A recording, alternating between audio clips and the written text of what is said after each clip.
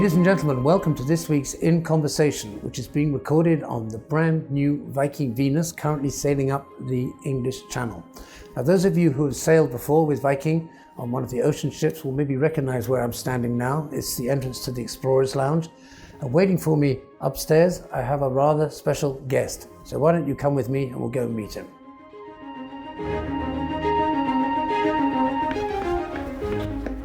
Captain Knutsen, lovely to see you. How are you? Nice to see you too. Good, and you? Please, come on in. Thank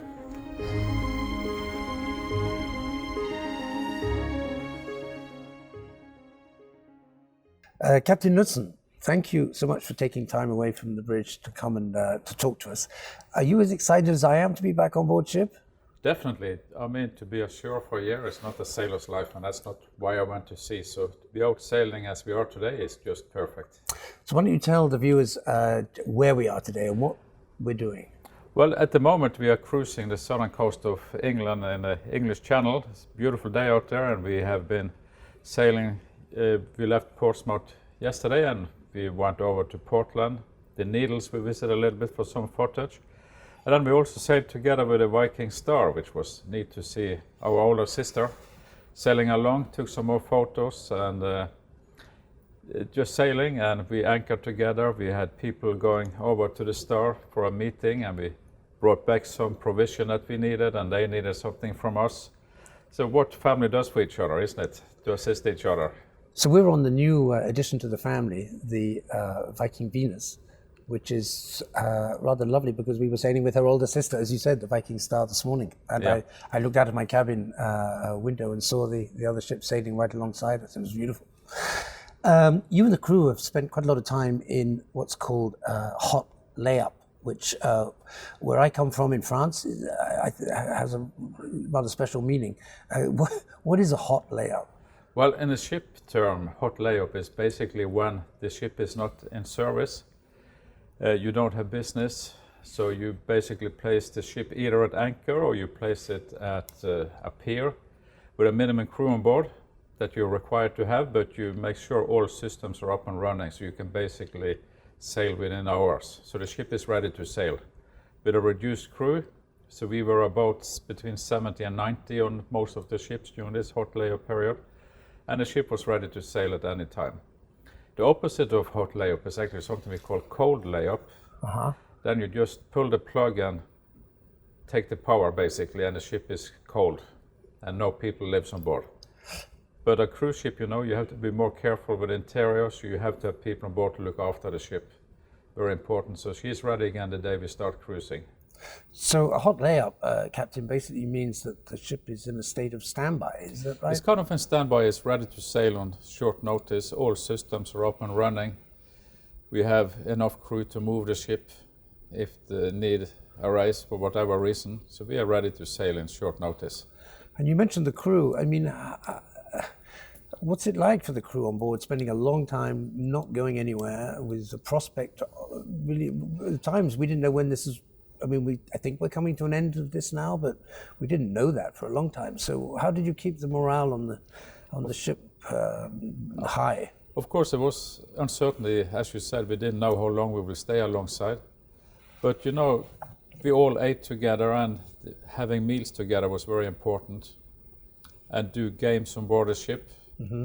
And just have the daily routines, and that we were looking forward to the day we could start up again, and that we were there to keep the ship ready. I think that was a good morale booster in itself. Right. And then we were well taken care of, good food. The crew lived in guest cabins. So we had a kind of a sweet life, but of course waiting to get back in action. And I think the entire crew aboard this ship now can't wait to get the first guest on board and we are back in business, because that's why we want to work on a cruise ship. Well, I've noticed in the 48 hours I've been on board that there's a definite buzz in the air. It's really quite there's excitement in the air. Well, definitely excitement, yeah. I mean, not the fact that I'm on board the ship, but it's because of you, of course. Well, you didn't have to say that, Captain, but I like it that you did. Yeah. You grew up on the west coast of Norway, in Bergen, so I guess the sea was pretty present in your childhood. What I wanted to ask you, Captain, was, I mean, do you remember a particular moment when you thought, I'm going to make my life, I'm going to make my career as a seafarer?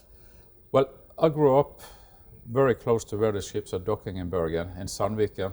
And it was only like 15 minutes walk down to the docks. And quite early, my parents tells me that I start talking about the sea when I was around 6 years old. Oh, really? And when I was 8 years old, my father was at sea, and the whole family joined him in Germany on the ship he was working on. And I remember that was the first time I was flying.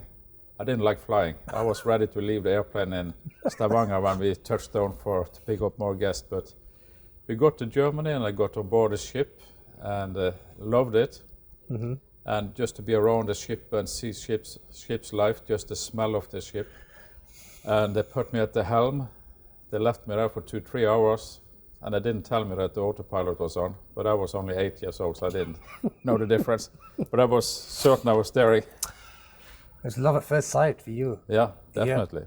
Yeah. And then, as I said, my dad was at sea, my great-grandfather was at sea, so I think it runs in your blood too. So what were they? What kind of sailors were they? Were they on the navigation side, or on the, my great-grandfather? He was one of Norway's first chief engineer on a diesel engines. I didn't know that. Yeah. Okay. Right. And my father, he was a second engineer by education, but also a chemical engineer. So he was basically running special ships producing fish products at sea. But actually, this question I don't know the answer to, which is that you could have gone into the engine side, because I know you're good with engines. You like to fix car engines.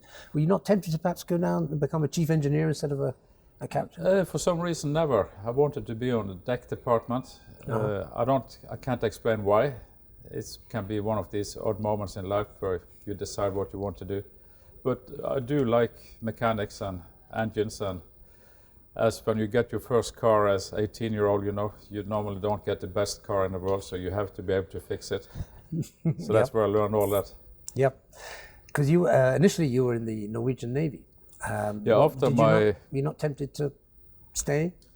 Well, actually, I did my service in Norway. You had at that time to do 12-15 months, depending if you were in the army or in the Navy. And I came to the Navy, and I was very close to sign a contract with the Navy. But they had summer vacation, so they never gave me the contract. And then someone called from Royal Viking Line and asked if I wanted to go on a cruise ship. And I said, well, Navy in the North Sea or cruise ship cruising the world. How hard can it be to make a choice? Yes, exactly. Yeah, I can understand that. I mean, one of the things I've always just really respected about you, Captain, is that you began your career right at the bottom of the ladder, as a deckhand, doing all the dirty jobs that deckhands do. Yes, that's true. I started on board the Royal Viking Sea as an AB. Yeah, that's me. That's actually in New York in 1987, when we did the Canada cruises out of New York. Right. So I started in a 2-man cabin as a deckhand on Royal Viking Sea, scrubbing teak decks, painting, chipping, mooring, all this stuff. And in 87, actually, I got promoted to third officer on board the Royal Viking Sea, which we can see here. And which is still in commission? She's still in commission, but she is now used as a hotel ship in the Red Sea. She was just decommissioned from regular cruising just recently. And I apparently she's missing part of her deck. Do you want to just explain why that is? Yeah, well, that was replaced, but when she was stretched back in the 80s, they removed a lot of the teak deck, and the captain at that time, he got some of this teak that he brought with him home. And when we came in with the Viking Sea to Bergen, I had him on board together with a shanty choir. And they presented me with this gift, a little plaque, and the plaque was made of the teak from the Royal Viking Sea. And as they said, Atle, you used to scrub this teak, but now you can display it in your home. That's a lovely story. Yeah. Because you really went full circle. Yeah. Yeah, because I should explain to people who don't perhaps know the background, or let you explain to the people who don't know the background, that the Viking Sea was a company of which Torstein Hagen was the CEO. Yeah, that was Royal Viking Line, and Royal Viking Line was founded in the 70s, and it's actually 50 years this month since the first ship, the Royal Viking Star, was launched at the shipyard. Okay. And so the Royal Viking Line, they had the 3 ships, Royal Viking Star, Royal Viking Sea and Royal Viking Sky, which names we are using too. So you left Royal Viking after gaining more experience and rising up through the ranks, and then you were offered a post as captain on a very smart private yacht called the Rising Sun, which Google tells me is worth today around $500 million and is owned by David Geffen. Most of us don't own private yachts. What's it like? It's totally different, that's for sure, than cruising. You're just there to move the ship from A to B, not to be seen, but just do what you have to do. And I must say that if this one is worth $500 million today, it's a good investment. It was $240 million when it was built in 2004. So it's doubled. It's doubled in value. Yeah. And it's an amazing yacht though, 450-60 feet long, 32 knots and 18 guests, 50 crew. 18 guests, 50 crew. Yeah. Sounds almost like Viking. Yeah. Yes. So, and I think when you look at the hull, it looks more like a hull of a frigate. So I think she was basically, the hull is a frigate hull, but built up like a yacht. And was it a party ship? No, not a party ship. In that respect, like, yoo-hoo. Yeah, no. That's what I imagined, yeah. Yeah, no, it was more civilized than that. It was a lot of entertainers from entertainment on board, politicians visiting the owner. Right. There was a good connection there. Then you go back to working on cruise ships for a while, and before taking up a position as captain on an extraordinary thing, a rocket launching platform, which really does sound, well, I mean, yeah, there she is. Here's your new ship. Yeah. I mean, it looks, just explain how this works, Captain. This was basically a company called Sea Launch. It was established by the US, Norway, Russia and Ukraine. Right. Had shares in it. The ships were owned by a Norwegian company, Kværner, and then you had a rocket segment and a satellite segment. Mm-hmm. So basically we were launching satellites into space from equator. And the rocket was 60 meter tall when it was erected there, which is 200 feet, and I think it was like 12 feet in diameter. And so we launched it from that location at the equator, south of Hawaii. And of course, when you have this thing, 500 tons was the start weight with all the fuel. I think the rocket itself was 50 tons, metric tons, and then the rest was fuel. Mm-hmm. We evacuated the ship in case something went wrong. We didn't want to be too close to this thing. I went over to our support vessel and stayed there for 3 to 6 hours. So when the rocket's launched, there's nobody on board? Nobody on board. Right. Totally empty. I mean, looking at this now, this picture, it's hard to imagine that this is it's a ship and it sails. It started its life as an oil drilling platform in the North Sea. Ah, because you can see it looks a little... Yeah. Owned by an American company. Right. And then it had an incident up in the North Sea and it was decommissioned as an oil drilling rig. Uh-huh. And then Sea Launch purchased her and added some meters to her on the pontoons. And one interesting thing with her, she's electric propulsion. Oh, really? Diesel electric. And yeah, she was a special ship to maneuver. That's for sure. And I call her the Thing. The Thing, yeah. The Thing. I guess quite a large turning circle, wouldn't it? Oh, we experienced once we lost the propulsion of one of the pontoons and she turned very quick because it was 200 feet between the propellers. Oh my God, yes, so, yep. Okay. Let's come back to where we are now on the Viking Venus, and we have some rather nice video that was filmed in the Ancona shipyard from a drone, and we can show it and then talk over it. I mean, I just think this is beautiful to look at. Yeah. So this is filmed in Ancona in Italy at the Fincantieri shipyard where all these ships are, all the Viking Ocean ships are built. What is your job when a ship is in a shipyard? What are your duties? Well, we are coming down 3-4 months before. Let's say what we did this time was, due to the COVID situation, we started with home office. And this was the first time in my time at sea that I had to have a home office. So basically we start preparing for the launch of the ship with purchasing of tools, mm-hmm. stores, everything that we need on board to run the ship. Because you need mooring lines, you need paint, you need paint brushes, spanners, everything that you need to work on board, we have to order and purchase. Right. And also make the ship ready for her certification, because it's a big task to take a ship through an audit to get her the certificates. So we prepare all this, our quality safety management system we had to prepare, plan the training of the crew. So we train the crew down the last 3-4 weeks before delivery, basically a lifeboat drill every day, every second day, to get them up to par, because we are checked by the authorities quite thoroughly. The Class Society, Italian Coast Guard comes on board to see that we are ready to sail, and they won't give us the paper to sail before they see we are ready.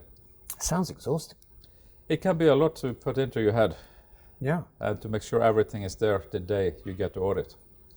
But it is happening in a little Italian town called Ancona, which is, I think, and anybody who's been there will know this, it's a delightful little town. And so you were living there for a while. I mean, did you learn, how's your Italian?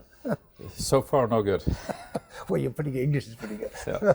Yeah. So we had an apartment, and this is an apartment which I think was the third time I lived in the same building. And I was there with the chief engineer and staff captain. We were living out there about 10 minutes outside the city. Uh-huh. And then we had some more people living downtown, like chief officer, electricians, they live downtown. But I guess as Norwegians, we like to live out on the countryside. I understand. And then, we were social together, because this time we had to be within our little cohort. Is that what you call it? The little bubble? The little bubble, your COVID bubble, yes. COVID bubble, yes, so yes. We were cooking for each other, and we were having dinner together, and basically the spare time I only saw the chief engineer and staff captain. And you were cooking? We were cooking too, all of us. Yeah, great. And so we got to know it quite well. Actually, the chief engineer on board the Viking Venus now, I sailed with him. First time I sailed with him was 29 years ago. Really? Wow. On the Royal Viking Queen. Oh, fantastic. So you know each other well. We know each other quite well. But that makes for a happier ship, doesn't it? Yeah, that's great. All these Viking ships are extremely similar. Are there any differences with the one that we're on now, the Viking Venus, or are they all... The Viking Venus is basically identical to all the ships before Orion. Mm-hmm. Maybe some different artwork. Yeah, artwork is different. And the Viking Venus has some more modern technical equipment for pollution prevention. And we also have some other equipment down for water production down in the engine spaces. But in general, for a guest, you have to go down on the pier to read the name on the ship side so you're 100% sure which ship you're on. Well, that's, in a way, that's part of the wonderful thing with having all these ships being so similar, is that you come on board and you have that feeling of familiarity. Yeah. If you previously sailed with Viking. Yeah. You feel at home right away. Yeah. And I think these ships, just the way the interior is laid out and the design of the ships, makes you feel kind of like you're visiting somebody's home. Yeah, I quite agree. Yeah. I quite agree. Let's talk a little bit about your job now, Captain. As you know, like yourself, I left school and went to sea at 16 with the Merchant Navy. Though in my case, I only lasted for 3 years. But I remember it was often said at that time that the captain was the loneliest person on the ship. Does it ever feel lonely to you, having all that responsibility on your shoulders? Of course, the responsibility can make you feel lonely, because you have the final word and you have to take it. But since this is a cruise ship, you have so much people on board to talk to and interact with in general. So I think the saying comes from probably the old tankers, whatever, 30 people on board. And the old captain, he was sitting up by himself like they used to do in the old days. So that has definitely changed. I mean, today we eat in a crew mess if we can, and I mean, we don't make that big difference between if you're or the lowest rank to the highest rank. That's a huge change, and what you say is exactly right. I mean, I remember the only friend the captain had was the chief engineer, and because they were of similar rank, and they would sort of just eat together.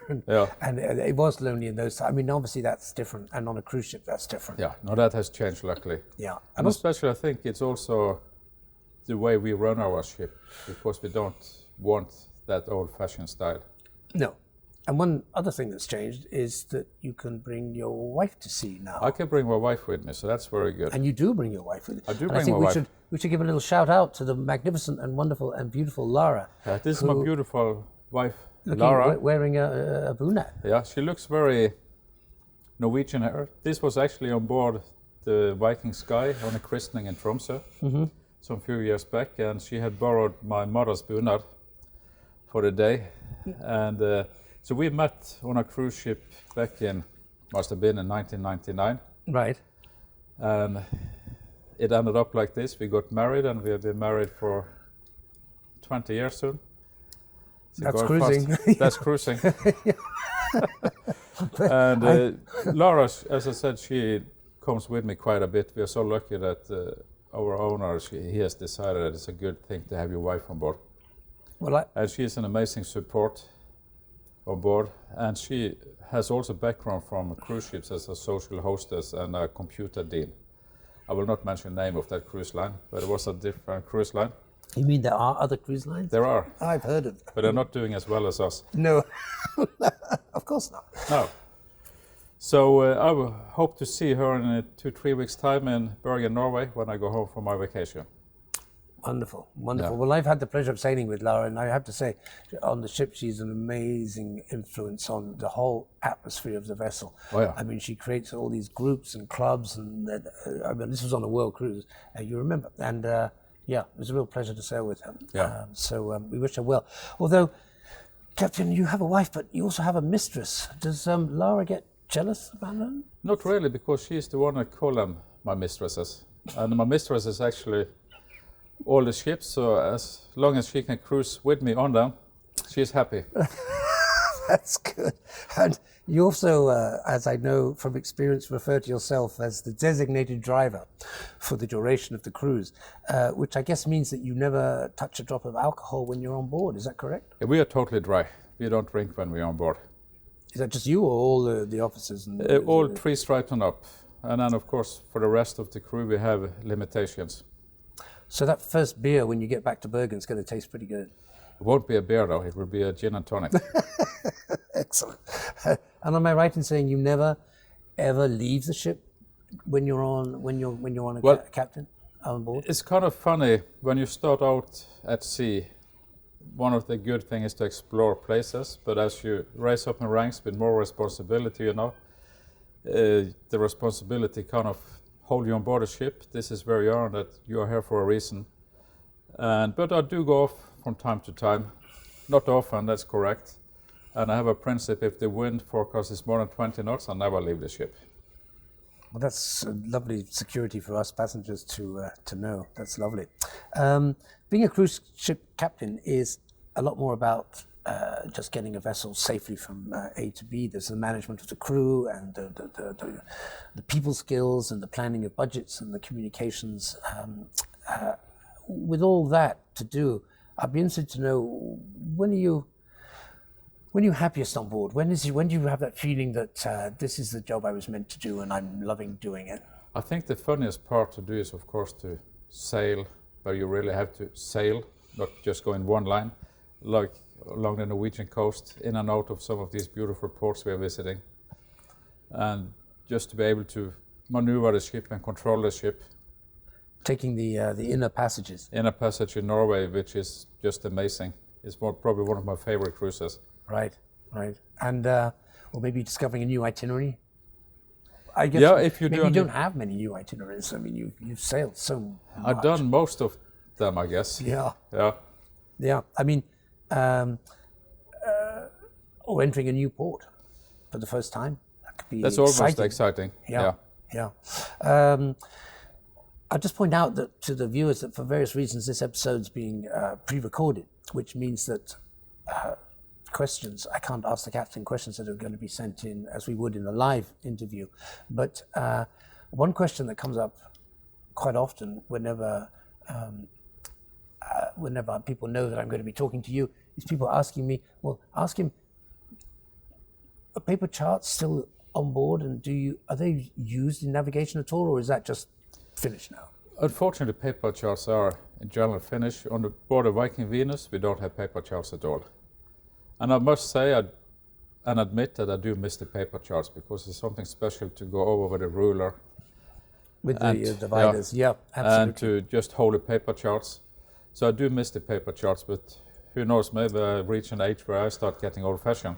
Well, nothing wrong with being old-fashioned. I mean, I feel the same way about paper charts I do about newspapers. Yeah. There's something rather wonderful about turning the pages of a newspaper. It was quite funny. I bought myself a small boat back home last year.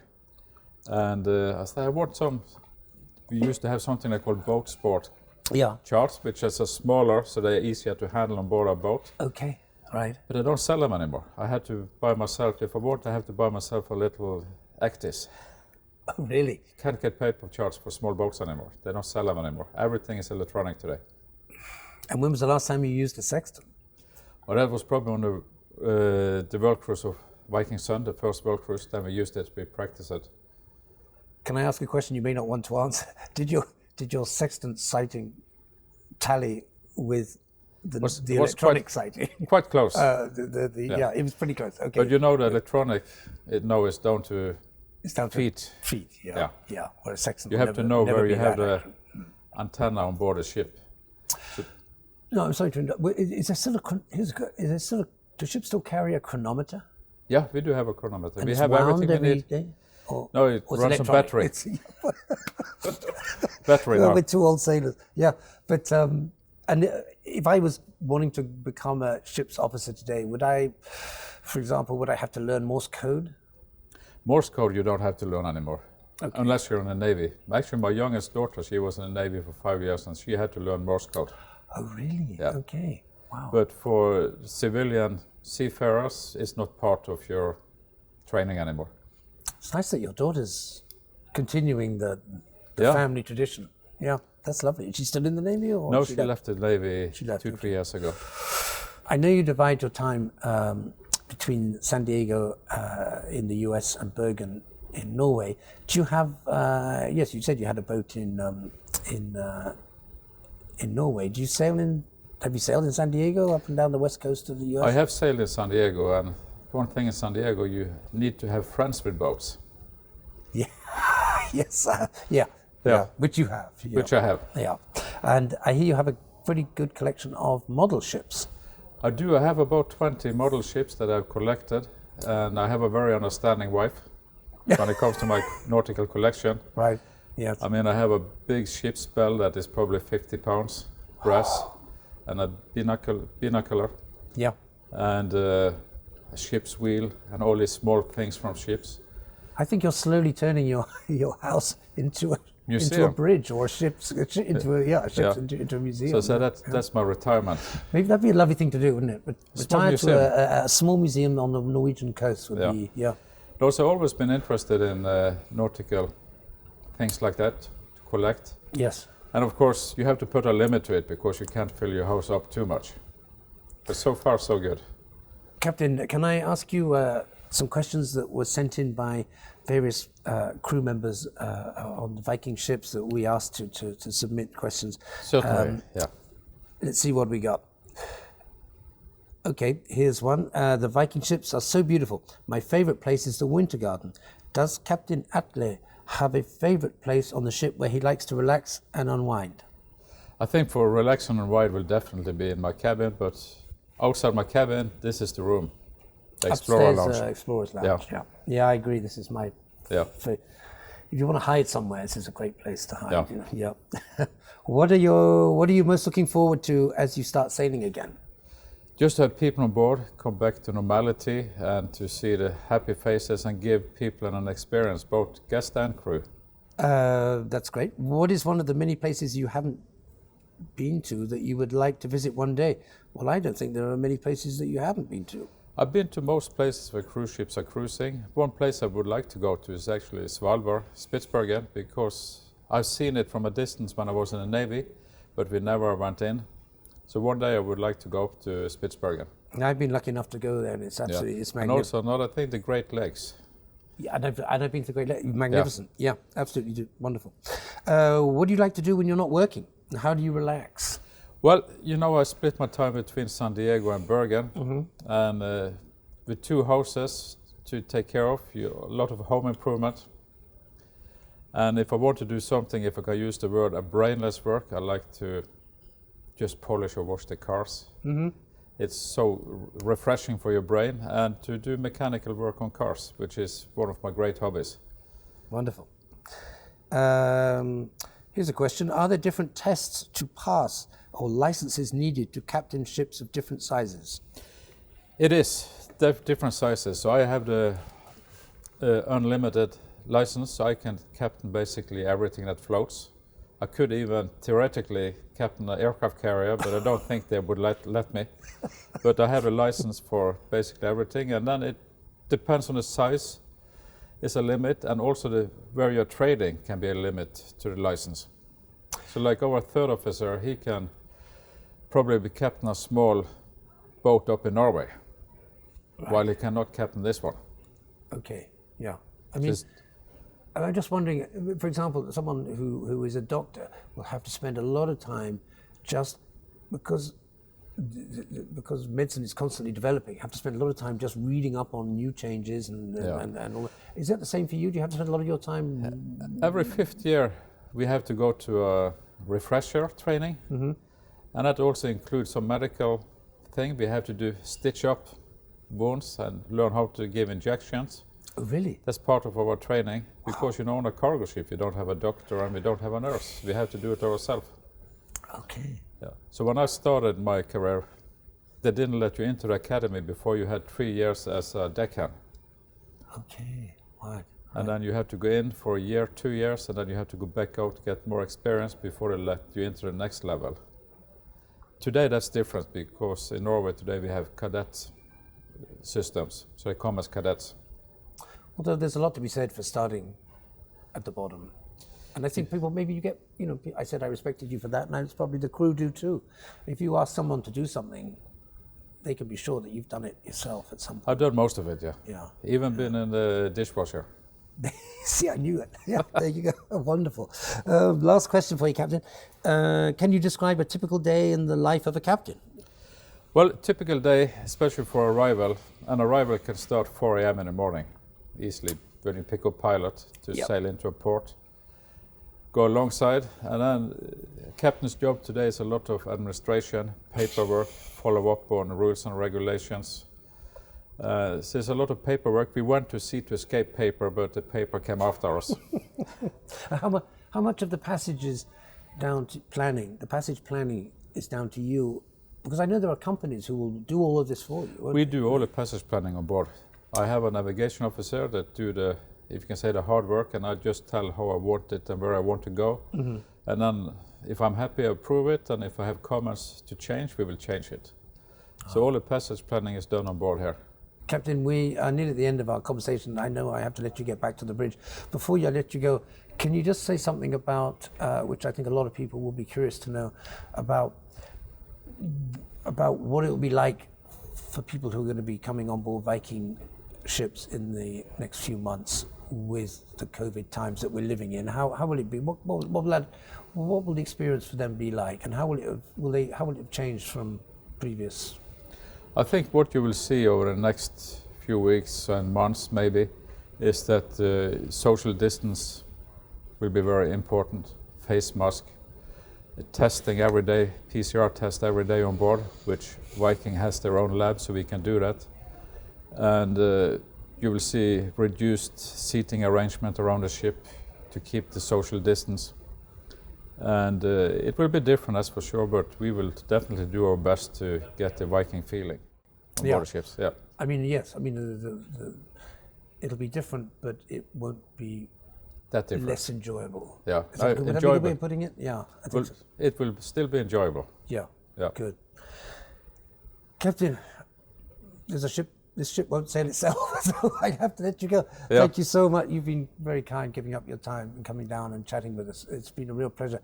And what's been great is sharing this conversation with you on the sea, at the high seas, and sailing down the South English coast. Yeah, it's lovely to be back on the water. It is. And it's great to be back with you again. So thank you so much. Thank you.